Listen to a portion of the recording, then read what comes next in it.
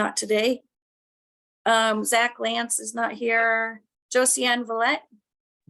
Here. Hope Bartlett. Here. Heather McIntyre is here, and Becky Doyle is just joining us. And Councilmember Martin is not quite here yet. But Chair, you have a quorum. Great, thank you. So I'll read our land acknowledgement statement. We acknowledge that Longmont sits on the traditional territory of the Cheyenne, Arapaho, Ute, and other indigenous peoples. We honor the history and the living and spiritual connection that the first peoples have with this land. It is our commitment to face the injustices that happened when the land was taken and to educate our communities, ourselves, and our children to ensure that these injustices do not happen again. Okay, we'll move on to approval of the minutes from the last meeting. Anybody have any changes or corrections, any amendments for the minutes? Okay, will somebody please make a motion? I'll move to approve the minutes from the last meeting. I'll second that. Okay, all in favor? Yeah. Okay. And the motion passes. All right. Are there any revisions to the agenda? Oh, sorry, Jim, I see your hand. No, I have something. I'm on here to talk about everything that I did about composting, but work blew up and I did nothing about composting. So if we want to just revise me out of the agenda and I will try to, I didn't respond. I didn't do anything. So I apologize. But that's okay, Jim. I also realized I meant to give you a heads up that I put you on the agenda and I didn't do that. So I just strike that one. Public shaming is one of my motivations. Oh, I'm sorry, Mary. That's okay. I have an item from the board, but can I just state that during that that section? Yeah. Okay. Okay. And Lisa, anybody on from the city, are there changes? Great.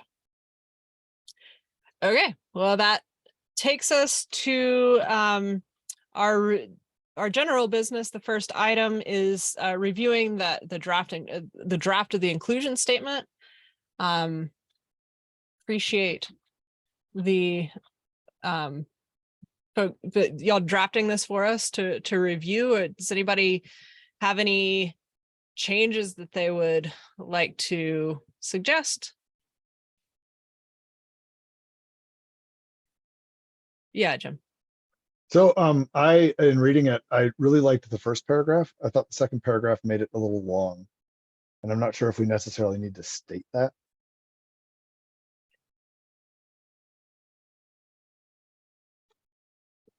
I would that was actually, I was going to say the same thing. I think that we could end it at the first in the first section. Thoughts on that?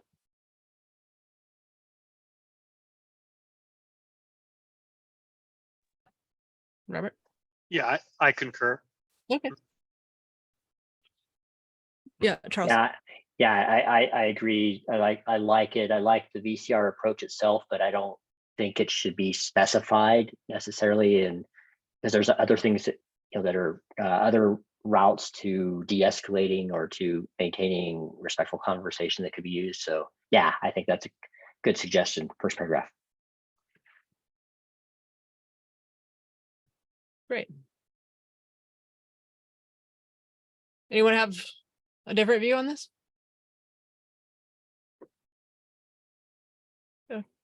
Okay, so would anybody like to make a motion on this? Yeah, Jim.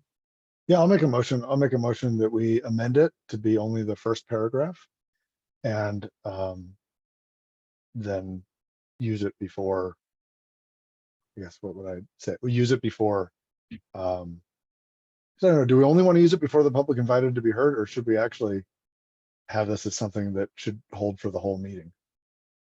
Well, that's a good It kind suggestion. of seems like it's something that we all need to, I mean, I don't think that we've had this problem, but I think that it's something that we should all be striving for as well. Yeah, I agree with that. Okay, Good. sorry. No, I think that makes sense. In fact, by making it, stating it early in our meeting, maybe after the land acknowledgement statement, it doesn't, because otherwise it makes it seem like it's directed at the public rather than our normal course of, how we conduct business. So I think it might be better for us because it applies to everyone in the meeting, board members, staff, and our public. Yeah, I appreciate you saying that. That makes a lot of sense to me.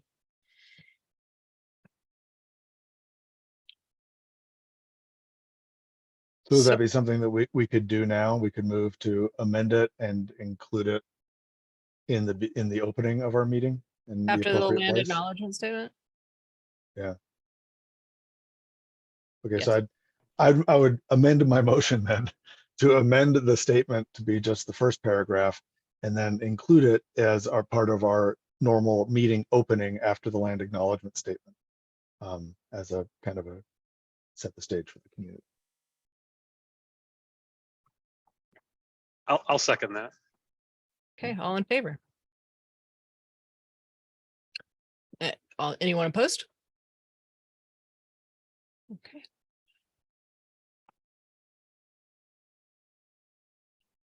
The motion, it looks like carries. And that will take us to the next part of our agenda, the water efficiency master plan update. Hope. Thanks for being here. You have the floor. Awesome. Thanks, everyone. Thanks so much for having me. I think, Heather, you have my slides, yeah? I do. Let me get it pulled up here. Thank you. Uh-huh. So I'm Hope Bartlett. I'm the water conservation specialist for the city. I've been with the city for just over a year now. So I believe I have come once or twice to these meetings, but if I haven't introduced myself to you or have met you via this meeting, hello, it's nice to meet you. Just going to give a quick update on our water efficiency master plan update. Go ahead, Heather. So here's kind of our timeline for the update. We're hoping to have everything completed by the end of 2024. This is a state required report. So it's something that we have to turn into them on a timeline. So we're actually going to turn it in a quarter early, which is great. We're getting started early, mostly because of staff transitions and just the ability to do so. So we're excited to get that ball rolling. We've kind of combined a few of these milestones. So we're just going to hire one consultant agency, and we're in the process of doing that now. So this previously, we thought we would break it out into two consultants. We're just going to hire one firm. They're going to do all of our climate risk and climate data, and then they're going to build it into our efficiency master plan update. They're also going to help us and do an engagement plan. So they're going to help us do all of these milestones, which is really exciting. And we're going to make sure that we're doing a lot of inclusive education and outreach. So you probably will be hearing from me for more feedback as time moves on and we start developing our plan and start developing our goals and our outcomes, because we definitely want to hear from the community and our advisory boards on if we're meeting the mark on where we want to go. Next slide, please. So we can't really talk about where we want to go without talking about what we've accomplished. So we have done, we partner with several different entities to do our rebates and programming. Efficiency Works is our rebate program. So we offer rebates through them for multifamily and single family homes for indoor and outdoor water efficiency tools. Resource Central is our shining star of our programming. So they do irrigation evaluations or slow the flow, our garden in a box program, training and workshops through our WaterWise yard seminars. And then our lawn replacement program is still pretty new. This is our second year doing it, so that's really exciting. And we are already sold out. So we're really excited about that. And we're hoping that our master plan kind of informs a bigger budget for our lawn replacement program moving forward. Lots of public outreach, going to meetings like this. I have HOA meetings almost weekly, advertising. We revamped our website, doing lots of social media outreach, those types of things. In the past, we've done Children's Water Fair, which is part of the 5th grade curriculum for the state of Colorado, is to learn about water. So we have done that in the city, in the St. Vrain School District in the past. That has since been discontinued, but now that I'm on board full time, I'm hoping to kind of start that up again, hopefully soon. We've done a lot of conversion to raw water irrigation projects. So that means taking the water that we put on our parks and turning it from treated water into raw water. So utilizing our ditch system as opposed to putting treated water on our parks. And then last but not least is our automated meter reading system, or automated meter infrastructure, which it sounds like you guys are familiar about. It's similar to the electric, but for water. So we're almost finished with our infrastructure, and we're just starting up doing some leak notification programming, those types of things. Next slide, please. So here is our water conservation at a glance.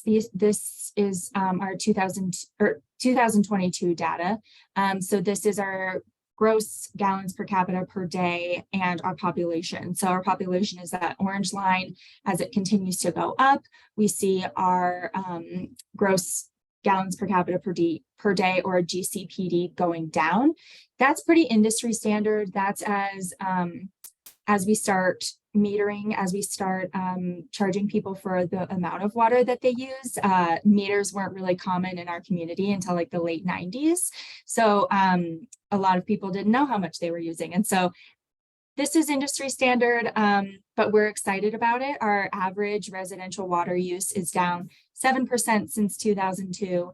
And our 2022 gross GCPD is 137 gallons. So per person per day. That's pretty standard for the US. It's down 36% from 2002. So that's exciting. We're pretty much meeting our current efficiency goals. Next slide, please. Which is why we want to update our goals. So our current efficiency master plan goal is a 10% reduction in our water demand by the time that our city is at its planning horizon. When this plan was created, that was assumed to be 2048. And so our goal was to decrease our demand by 10% by that endpoint. We've already done that. We're decreasing, depending on which data point you use, it's either 7%, our residential water use is down 7%, or our gross GCPD is down 36%. So we know that our community is ready to do a more aggressive conservation goal. Our Climate Action Task Force identified a goal of 35% of our 2002 baseline. That's why we hired a consultant, so that he can study what our current climate looks like, what our water resources really look like, what other communities are going towards, what our future looks like. And so we know that our goals are going to be more aggressive, and that they're going to address our climate change and our future water demands. We just don't know what they are yet. So that's going to be an exciting box to open. We also want to make sure that we're creating sustainable and equitable landscapes. One of the main things that I feel really passionate about is introducing and making sure that the city is a role model for conservation for our community. And so making our parks as efficient as possible, making our city office buildings, our libraries, any public space that is occupied by city staff. We want to make sure that we're meeting the bar that we're setting for our community members, because it's not fair for the city to put any type of restrictions or regulations on our community without us kind of walking the talk too. So that's part of what we hope to build into the plan, is making sure that the city and our facilities in our land that we manage is up to par. And that kind of goes into play with our water smart development. So we did a comprehensive workshop called Growing Water Smart, where we, in water resources and sustainability and parks and public places and planning, especially planning is really important. We have like 3 people from the planning department on our team, where we collaborate on where we want our city development to go. We want to make sure that water is involved, that sustainability is involved, and that we're growing in an efficient way. In multiple ways for sustainability, but also for water. We know it's a non-renewable resource, and we want to make sure that as we develop as a city, we're putting in the proper and appropriate landscapes. We're putting in appropriate tap sizes. We're putting in appropriate trees and plants before, because we know that all of our programs that we have right now are retroactive, are reactive. So it's people who are wanting to change what has already been put in their homes or in their buildings. And we want to make sure that we put the right thing in first, so that we don't have to go back and change things. And then last but not least is increasing and maintaining watershed health. So creating local environmental stewards is really important. And that's where that education and outreach piece comes into play. And so that is going to be a huge part of our programs moving forward as well. Next slide, please.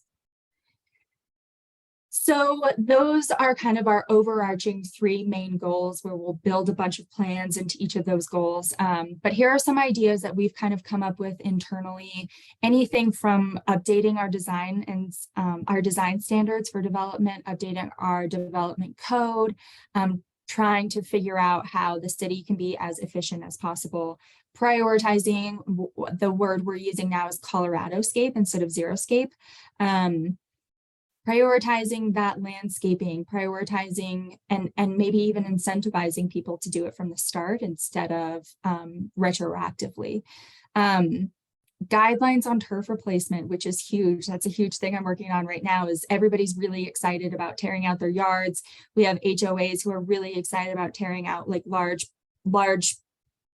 percentages of their communities that aren't being used as parks.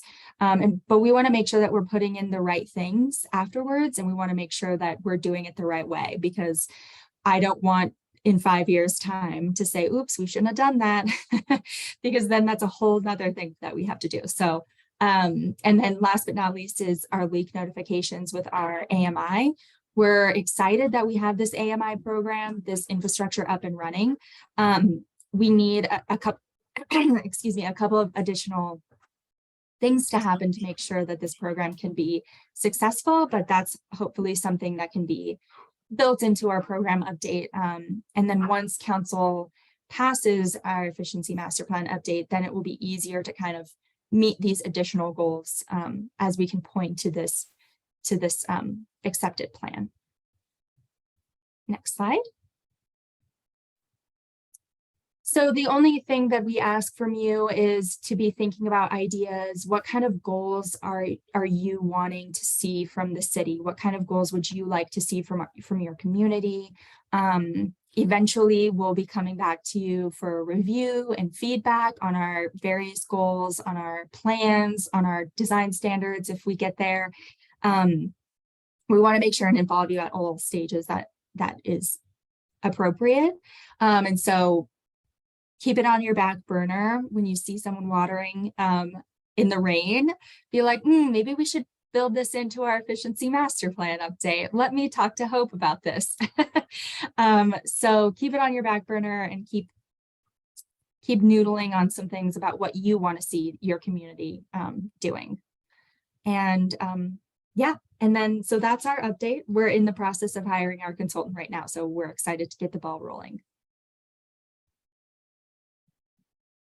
Great. Thank you so much for this presentation. Really appreciate you being here. I see Jim has a question. So please, Jim, the floor is yours. Thank you for that, Hope. I really appreciate it. So I'm assuming that the numbers that you showed us are for treated water.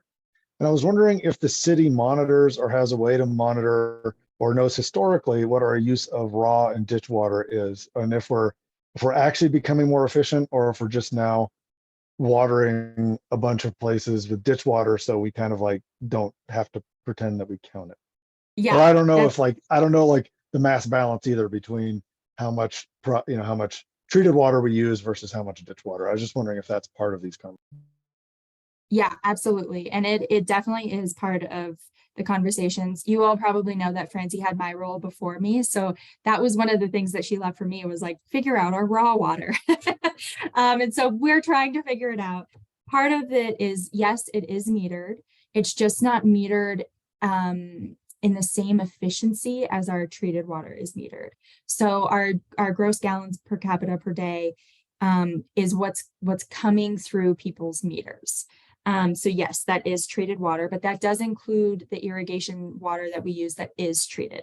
Our raw water is, like I said, measured a little bit differently, different meters.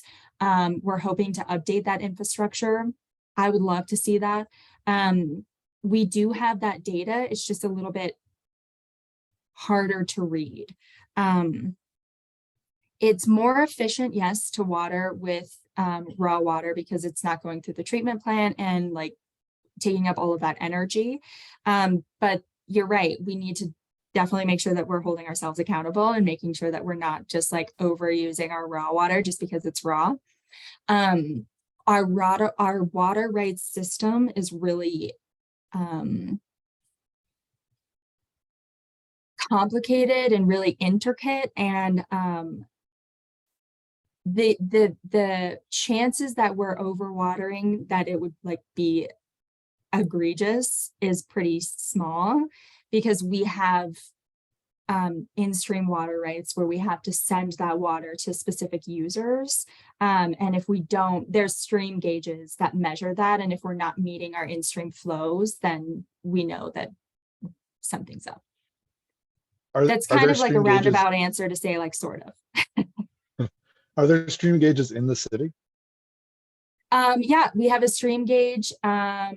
Let's see, Lions, Hygiene, and then in the St. Vrain.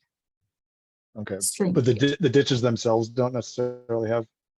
There are no stream gauges in the ditches, but they can tell by like I don't know, it's an art. Whatever they do is, I'm like, I'm sorry, it's a little bit over my head. I have full faith that they know how much water is going in, because they make calls to people every day and they're like, hey, you need to turn on XYZ, and like send people down there, and they're like on the ground, you know, turning the head gates every day. They're adjusting things. So somehow they know. It's above my pay grade.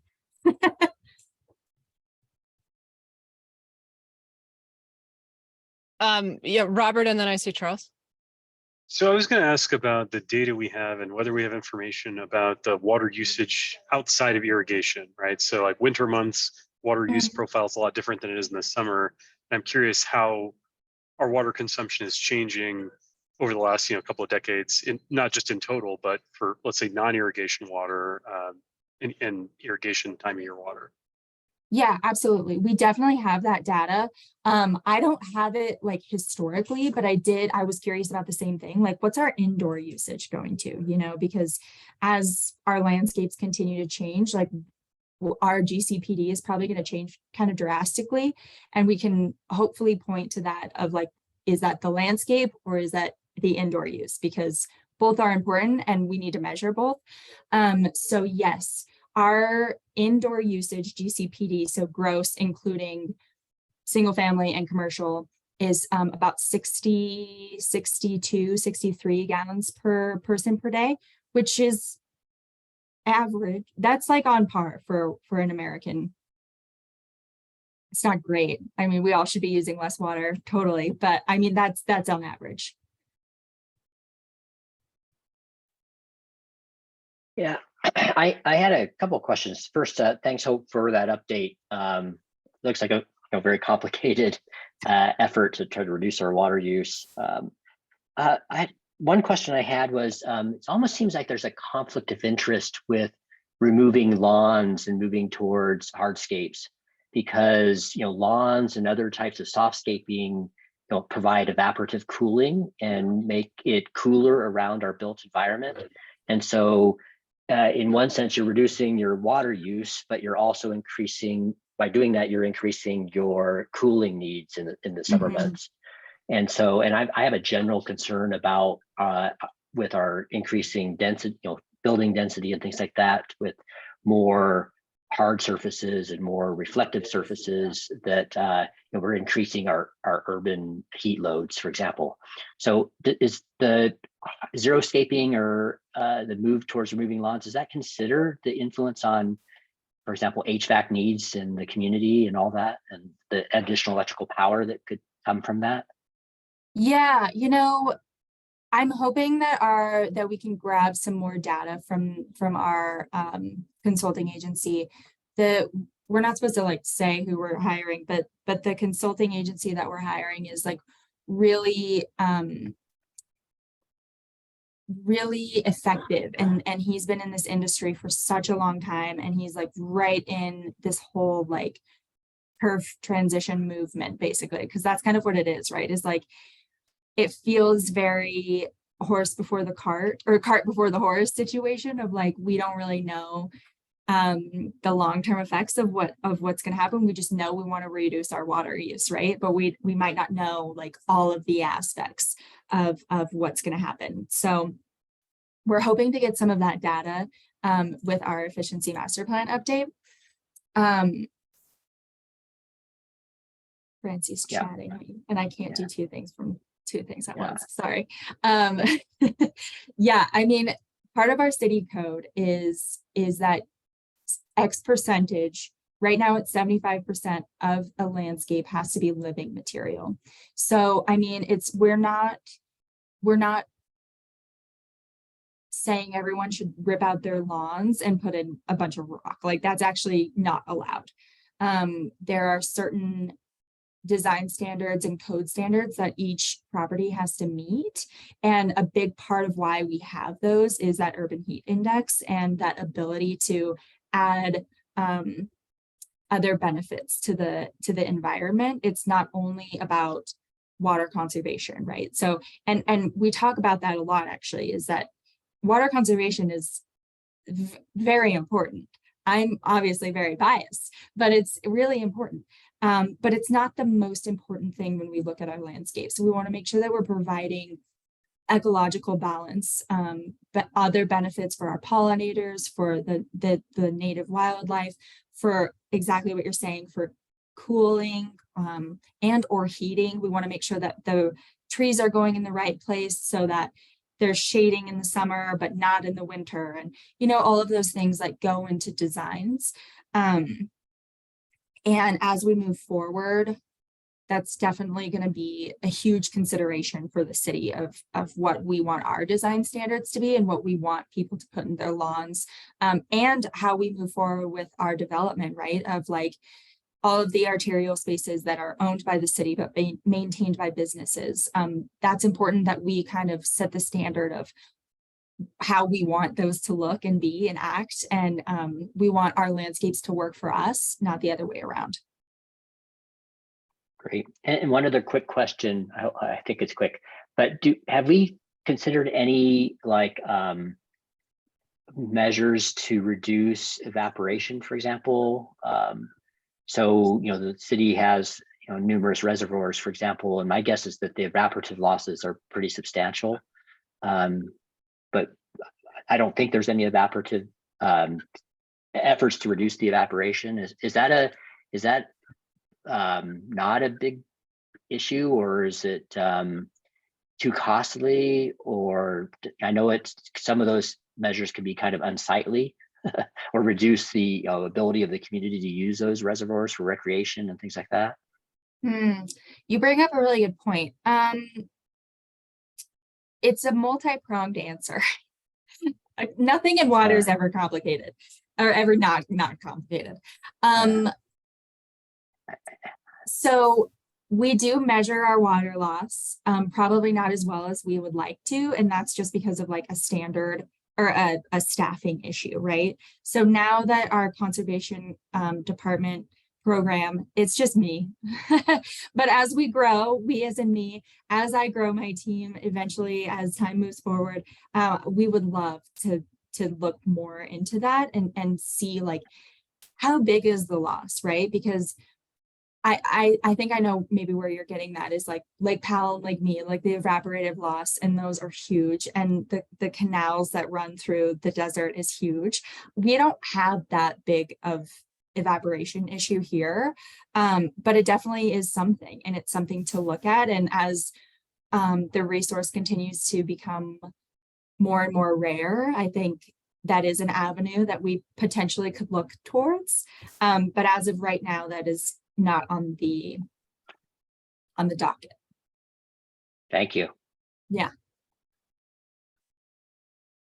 Great. I see Michelle and then Mary. Thanks, Hope. I was wondering, you might just be working on it, but if there was a plan, since the city owns, I don't know if it's all the golf courses in the city, but a good amount, but what the plan was for the golf courses or on water reduction, or if that's in the works. Yeah. This would be another long-term goal for me. So the city owns all of them but Fox Hill. So Fox Hill is a private country club. All of them but one are on raw water, so that's good. That's like a good step. What I would love to do in the future, and like this is not being worked on at all, but this is like a long-term, like in the clouds goal, is there's this way that you can track through GPS, like with the golf court carts of like where people are actually going and like where people's balls are actually going. And you can eliminate a huge proportion of your golf courses, like by tracking that data. That is like a eye in the sky, pie in the sky goal for me. But as of right now, we're not currently working on anything with our golf courses, short answer. But it's in the works. It's in the dreams. Yeah. And then I just had a quick for the garden in a box and the resource, because I know we actually had our front yard looked at as an option, just at least just to keep in mind. I was wondering if there'll be any sort of like the city helping with some of those upfront costs for residents of like, because I know even for us, and we're doing fine, it was like a couple $100, I think, to replace our lawn. So Yeah. I wasn't sure if there would be anything for residents, like some incentives or Yeah. else in the works. Also in the works. Everything's in the works. I'm actually working with Zach, who is doing the SOUL program, as you guys know. I would love to do like a fully funded turf replacement, yard replacement for one of our SOUL community members. So that's kind of like in the works. And then, yeah, so the way that our Resource Central turf replacement program works is that it's kind of like a stipend through Resource Central. So you get up to $750 worth of their work and or gardens. And so, yes, unfortunately, it would have to come out of pocket from community members to fund the rest of that. But we're hoping that through other programs like our, they can purchase more additional garden in a boxes. They can with a discount. We offer rebates and discounts on irrigation equipment and drip conversion kits and those types of things too. And there's a lot of programs for like free mulch. You can get free mulch through the city, those types of things. So I wouldn't say yes, but hopefully we can do that SOUL project. That would be really cool. Oh, okay. Thank you. So can I go? Yeah. So when you look from a whole system ecosystemic view at water use in a community, the water use for landscaping and golf courses and such pales in contrast to the water use for food production. And as long as that is not counted as a concern for the city because the food is being produced elsewhere, then we can look like we're doing great. However, the demand for local food is growing, some would say astronomically, and the actual production of, say, the vegetables, the high water intensity foods like vegetables, is also growing astronomically. As someone who's involved with the farming community, I see many more farms, truck farmers, garden farmers coming online every year. And the statistics are still such that of the 5 or 6 servings of fruit and vegetables that we Americans are supposed to be eating per year, American farmers are growing 1.7. So I would like to ask to expand our view and to find out what the city of Longmont is doing to encourage sustainable farming using local water, especially since the city has acquired such an impressive reservoir, not to use a pun, of ditch rights through annexation. And I'd like to know what the city is doing to address the need for local farms and for doing the estimate of what our actual water needs are to grow the foods for our local community. So that's a couple different questions. Those are great questions, and a little bit out of my wheelhouse, to tell you the truth. I don't think we don't have, like you said, a lot of agriculture here in Longmont. So that's kind of something that we do have quite a bit of agriculture here. Much of it is in the not yet annexed or possibly never to be annexed land, but there's a great deal going on here. I just don't think that the city has focused on it, and therefore there aren't employees that are seeing it. I'm going to pass it to Marcia. Thanks, Hope. I can't give data on what it would be like if Longmont used its water rights in such a way as to ensure that we gave as much water to agriculture as it takes to feed our entire population completely, because that's not how our economy works. However, I can say some things about the way we do manage our land and water use. First of all, Longmont does not dry agricultural land ever. We have a policy against doing that. So the agricultural land that's in our open space is irrigated with the water rights that they naturally own.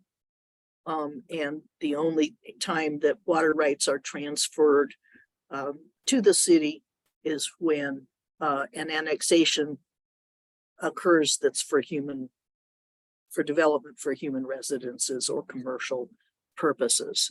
So which is extremely different than some other municipalities in Colorado, which use a practice called buy and dry. In other words, what they're doing is they are taking land out of agriculture and not developing it, but simply diverting it into the municipal water supply. So, that's the answer that I have. Longmont does not do that fairly awful practice of buying and drying agricultural land. Well, I was not asking about that. I was asking if we have any intention of paying attention to and tracking the actual water needs of our residents and trying to bring more of our food production closer to home, which is clearly more sustainable, and diverting or incenting, small plot sustainable low water use, food growing within the city, for example, or any other programs that would incent the essentially highly sustainable step of food production home, so that there's fewer resources, and perhaps bringing all of this replacement of lawns, perhaps replacing it with low water use, agroecologically developed food production that would use a similar amount of water to, like, the garden in a box, for example. I'm simply asking about that kind of program that looks at the needs of the city, looks at the water that's here, and looks at the way that we are as people who eat are using those resources as a whole. And the answer to those questions are yes and no.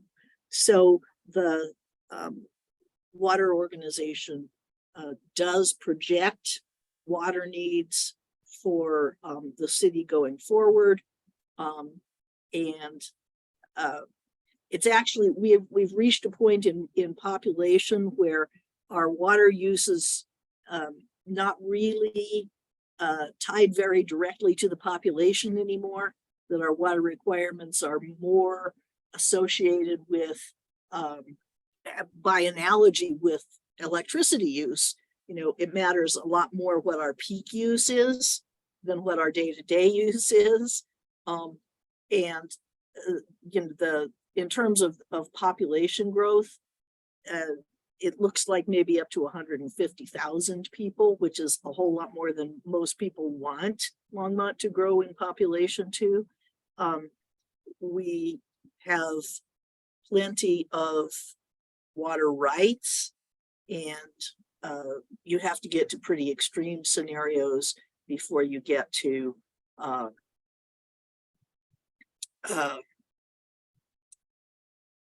if it stops raining, some of our water rights will not be realizable, I guess. So that's a scenario that we could deal with, but we have a lot of reservoirs, and we're making more, and so we're not too concerned about running out of water, and if we do, everyone else will too. Marcia, you're not responding to any of my concerns about local food. Let me finish now, because the answer to part two. So that's the answer to part one, right? We do project future water needs and consider them adequate for our existing modes of utilization, and we continually incentivize incremental conservation of water in terms of the way we live, such as incentivizing xeriscape. Now, at the part two of your question is a little bit odd, because it does not consider the nature of the local economy, the national economy, or the personal freedom accorded to our residents. So the answer to part two is that there is nothing in our city ordinances that keeps residents from using their water to garden, but we don't have the right or the capability or the desire to control how people eat, how, reserve water to be sold to other agricultural enterprises outside the city. And, frankly, that I can't imagine the number of state and local ordinances that would be exploded if Longmont tried to do that. So the answer to part B is not just no, but hell no, we don't work that way. Well, I don't know the question that you're responding to, but it's not the one that I asked. I simply want to know if the city has any interest in or plans to facilitate local food production. I mean, let's put it simply, and water use in that regard. So if the answer is no, okay. No, that answer is not no. We already do allow agriculture, even in people's yards. Okay. And there was a recommendation that I think was not adopted by the boards. Although it may have been, it's been long enough that I don't remember. But that there were some incentives for local domestic agriculture, and there were some equity issues with it, which is, I think, probably the reason that it wasn't adopted, but it was considered. We don't prevent people from conducting local water use, and we don't tell people that they can't use water for domestic agriculture. So that part of the question is yes. Well, Okay. I never seen the city. Mary, I'm gonna cut you off. Thank you. We've, in the interest of time, I'm gonna move us on. If there, Jim, is there a question for Hope that you want to ask? No, I was just saying that all I wanted to say was I think it's an interesting point that Mary brings up, which is that when we talk about water conservation, we're always talking, and what we can do really is based within the city. But in a lot of places, the #1 water user is growing alfalfa for cows. So it doesn't matter how short of a shower we take. And so it would be interesting if, as a city, we thought about, if we do want to promote sustainability, that it is beyond just low flush toilets and shower heads and things like that. I don't know. I mean, obviously we only are in charge of what is in the city. Maybe that's a county thing. I don't know. Maybe it's a state thing. But I think it is an interesting point that there's a certain limit to how much efficiency we can bring with domestic water use, when in a lot of places, especially in the arid west where you grow cows and alfalfa, that's going to swamp everything else. Yeah, thank you for saying that. I think that that's a really cool idea to do, like a really great educational campaign. Great. Well, Hope, This is a new hand I have. okay. Oh, sorry. Marcia, go ahead. Yeah, I lowered my hand before. Okay, I didn't see that. Right. Yeah, I'm in this council office that has a motion sensor to conserve electricity. In terms of the city's water requirements, the land that's under cultivation is considered in the city land, the open space that is under agricultural use is considered in the city's water requirements already. Okay, so I just wanted to clarify that for Jim, you know, that when we've committed, mostly it is alfalfa or some other hay crop, and we expect and use, you know, we expect that water consumption and it's in the plans. So that's what I wanted to clarify. Now I'm lowering my hand. Thank you. Sorry. Not mean to skip over you there. Okay. Is it okay if I quickly also respond to? Please. This is a little bit broader than water, but looking at the Boulder County is currently working on a consumption-based inventory that really looks into what we're consuming and the overall greenhouse gas emissions of that consumption. So that's still in process, but we are all hoping to learn from that, because food is often one of the highest based on consumption base, as well as transportation. So we will share those results once we get them from the county, but that also might help answer those questions. Thanks, Francie. That's more along the lines of what I was looking for. Great. Thanks, Francie. Thanks everyone for that great discussion. Hope, thank you for joining us. Appreciate your time, and we appreciate learning more. Yeah, absolutely. Thank you all so much for having me. We'll definitely be in touch soon. Thanks, Hope. Thanks, everyone. Okay. I will now open it up for the public invited to be heard. Each person wishing to speak will be unmuted. We only have one person who's with us today, and she's just here to observe, so we can move on to the next item. Great, thank you. All right. Moving on, it looks like we don't have any other business. So we have, we'll move on to items from staff. Lisa.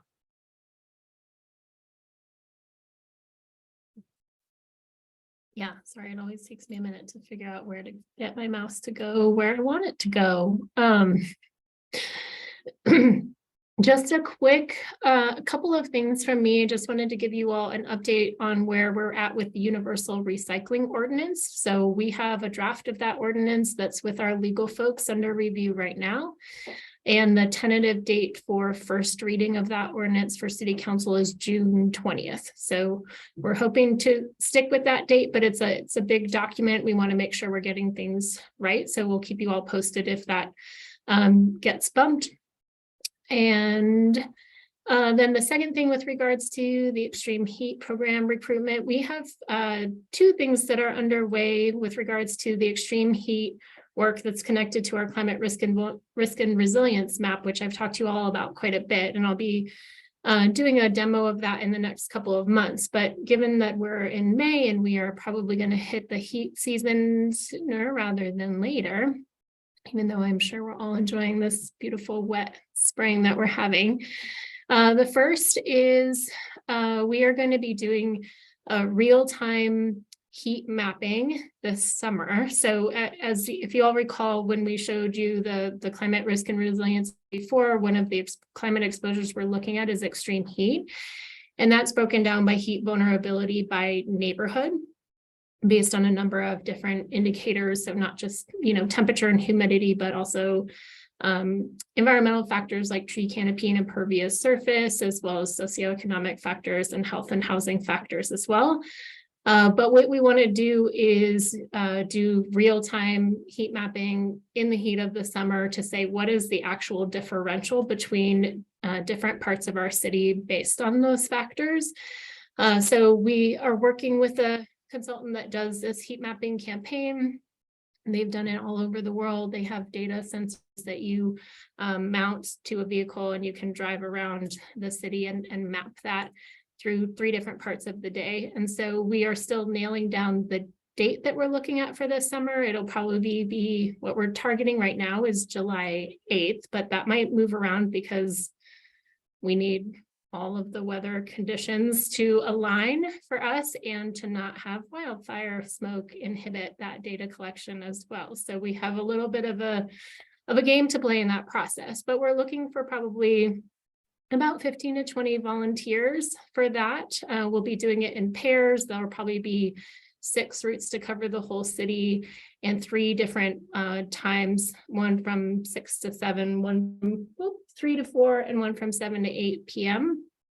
to do the same route to collect all of that data. And so we're looking for folks that might be interested in participating in that. So right now, if you are interested or know anyone that's interested, just raise your hand, give me your name. I can grab your email. Well, I have all of your emails, but and I'm just collecting a list of folks right now that might be interested in that. And then once we have those dates nailed down, so there will be kind of a training ahead of time that's probably an hour to 2 hours to just go over, how do you use the equipment? What does it look like? What can you expect? All of that sort of thing. And then the day of, and then there will be a debrief after. So when we have those things nailed down, I'll circle back with everyone who expressed interest and see who's actually available. We're hoping that folks can commit to all 3 of those shifts, but it's also fine if you can only do one or whatever. We can, pair people up.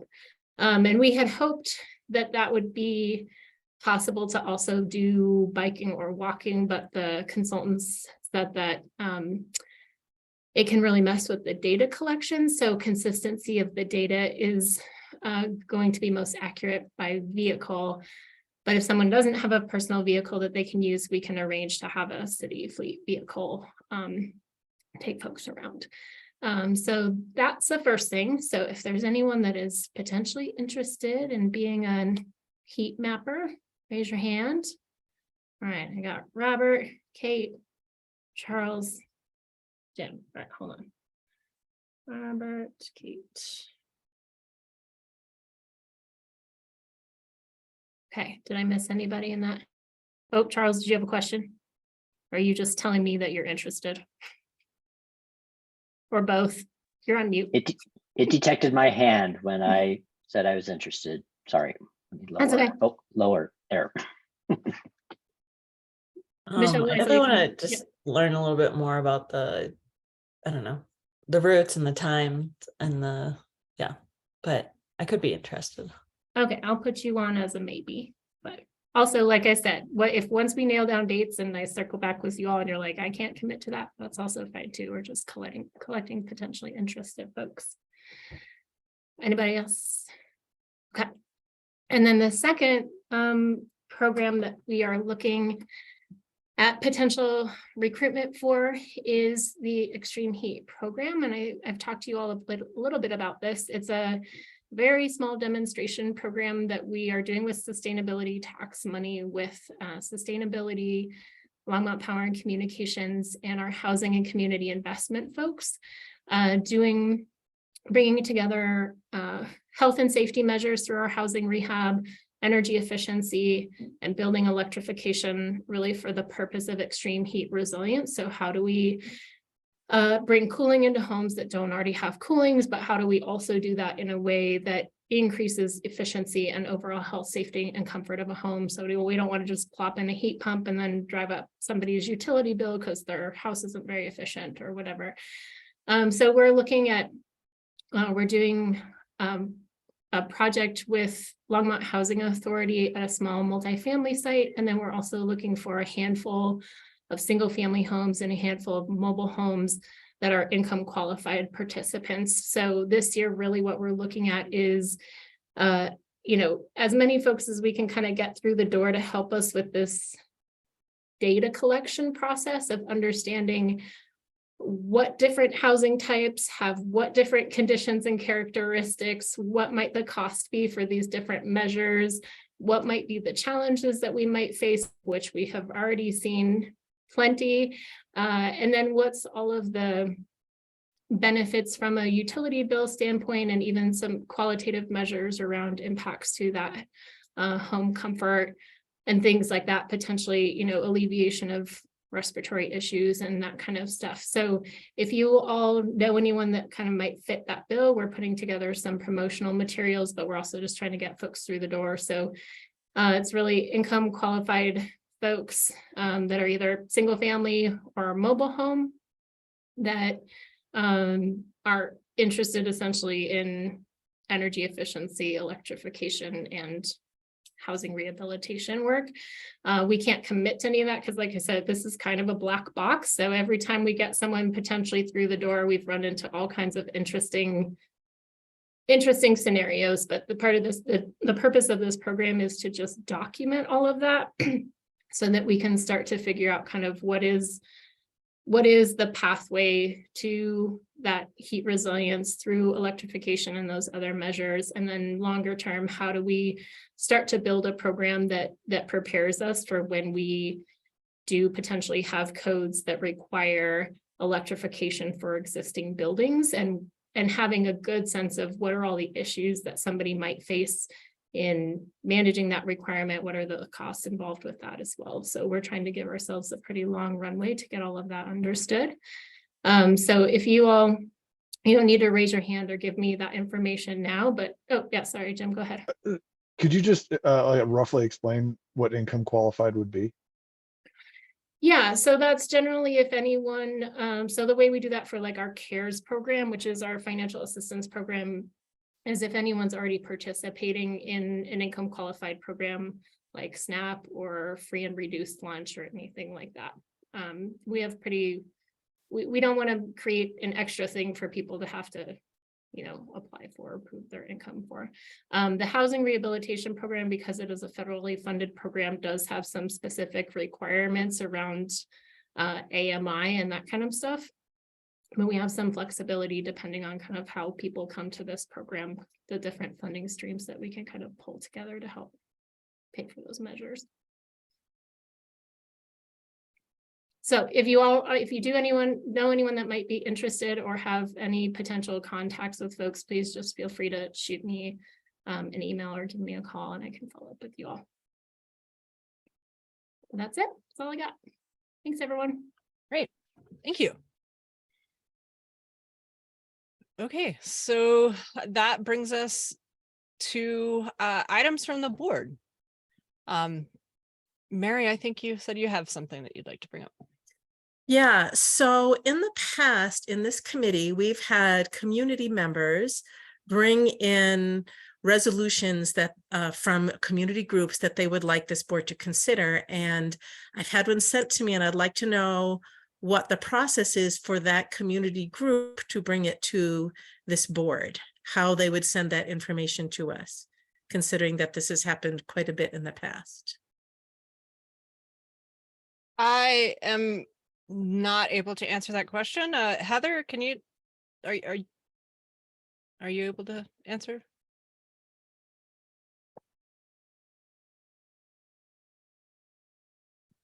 Or Lisa?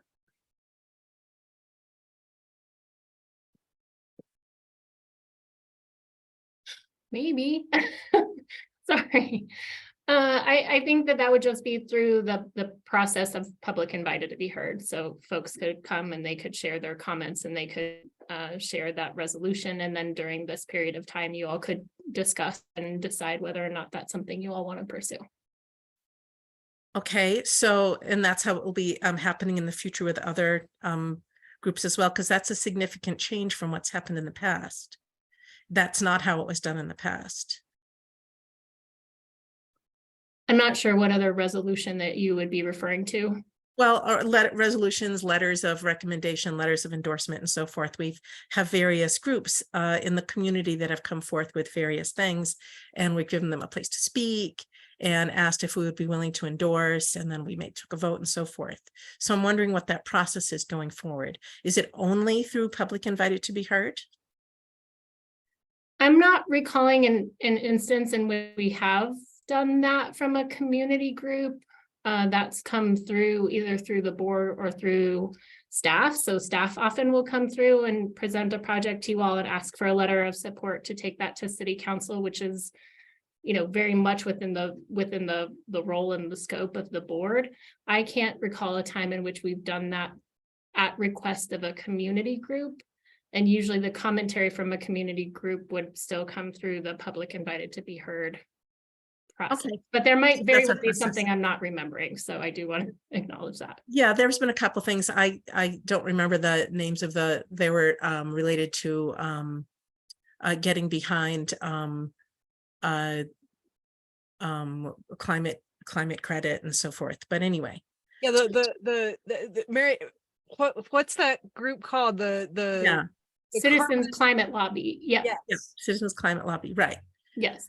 But that was something that was brought to you all. You all voted to have them come and do a broader presentation to see if you were interested in making a recommendation to city council.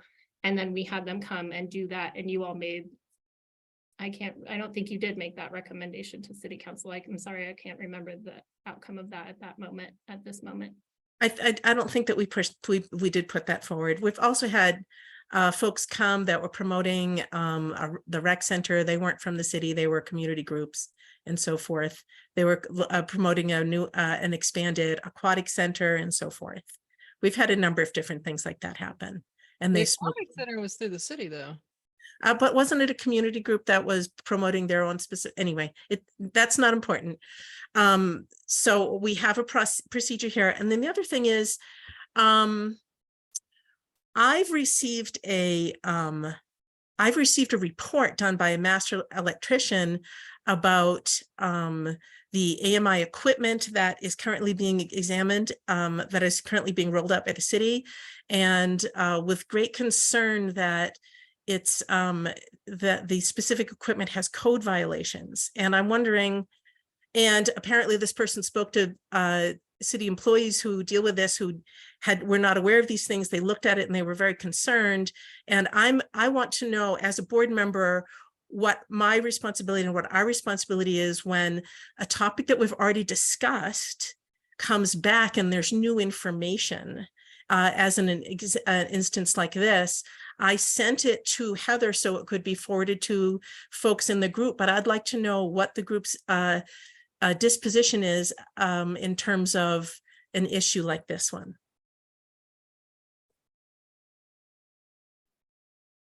Can I real quickly, before we move to that question, I saw that Marcia had her hand up and I wasn't sure if she wanted to speak to the previous point. Yeah, there are two sort of use cases that could be considered an official process. One is that groups have taken their proposals for resolutions directly to the council through the mayor by writing to the mayor, who is required to receive, such requests, although not to act on them. And examples of that are, the climate emergency declaration, which led to the Climate Action Task Force and many follow-on activities, and the CCL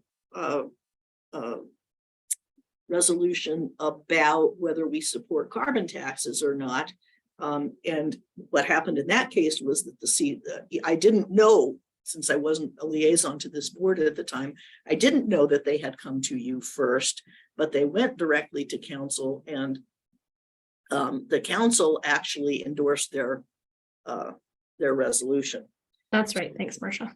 Yeah, so that's one way to do it. And the other way is that boards, through discussing things among themselves, regardless of where the original suggestion comes from, any board at any time can draft a resolution and send it up to be considered by council. So again, there are two routes.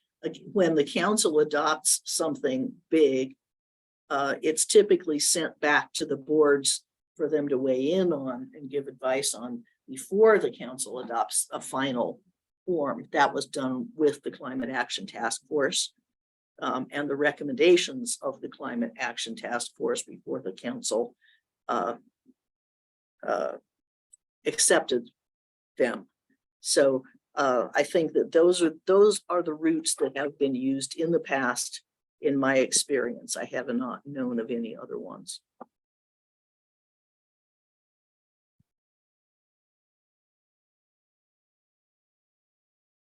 Thanks.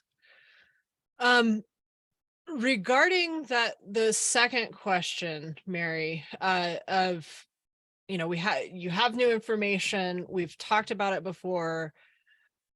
I'm not, I'm curious what Marcia, like from the council perspective, is there anything that we can do as a board, like what that we can affect about the AMI? I mean, can I just interject really quickly? I think kind of the bigger question is what is the best route for a concerned citizen who feels that they have something that they need addressed, whether it be smart meters or any other topic. What is the best route for them to get their question addressed and heard? So yeah, I can speak to that. I'm going to assume, since the chair asked the question of me, that I'm been called on. Yes. So to answer the first question that Mary asked, it's not the board's responsibility. In other words, if there is new information that affects the operation of the city's processes and the board doesn't catch it, the board has not failed because it's not part of your charter.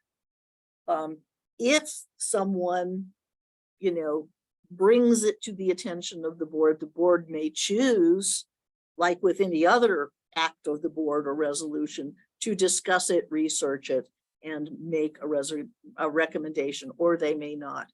Where the responsibility lies is in the operational department of the city that is responsible for I'm assuming it's technology, or for other practices of the city. It's once it's become something that the city does as a matter of course, then it is the operational group that handles it and their responsibility. There was an instance recently, it was before the pandemic, but after I was elected to council, where somebody spent a lot of time trying to persuade the city that we should stop fluoridating our water. And what that person did was they wrote to all the council members and the mayors repeatedly. And I at least took the issue to the people, well, you know, to Bob, actually. And you know, they talked about the situation and gave a lot of vetted references and stuff about why the city should not stop fluoridating their water and why the city might be held liable if they did. And the council never took up the matter, but it was brought to the attention of operations. So, you know, that's sort of the more usual route for a citizen commentary on city processes.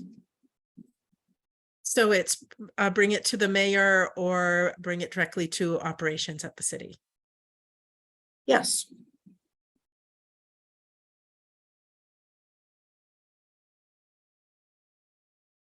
Great. Any other questions or topics from the board? Jim.